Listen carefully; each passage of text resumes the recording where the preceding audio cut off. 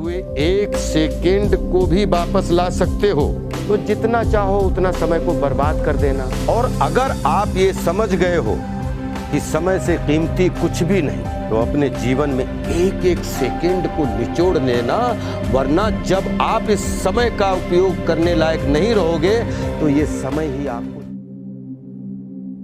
Phone को simply limited समय पे अगर यूज करो तो ये सबसे बेस्ट सोल्यूशन है कि जब जरूरत ही है, हमें मान लीजिए यूज करना ही है, तो फिक्स अ टाइम कि मुझे अभी 1 घंटा इस पे लगाना है या हाफ एन आवर मुझे यूज करना है, बस अलार्म क्लॉक लगाया उसी में, और उससे आपको रिमाइंडर मिल जाएगा। नहीं तो फ्लो में बह जाओगे, टाइम वेस्ट हो जाएगा। That's the easiest way. और नॉर्मल समय में स्मार्टफोन को आसपास ज्यादा मत रखो, नहीं तो आपकी स्मार्टनेस को वो कम कर देगा। खुद तो स्मार्ट होता जा रहा है और अपने को कम करता जा रहा है, वीक करता जा रहा है। तो बिवेयर, ध्यान रखिए।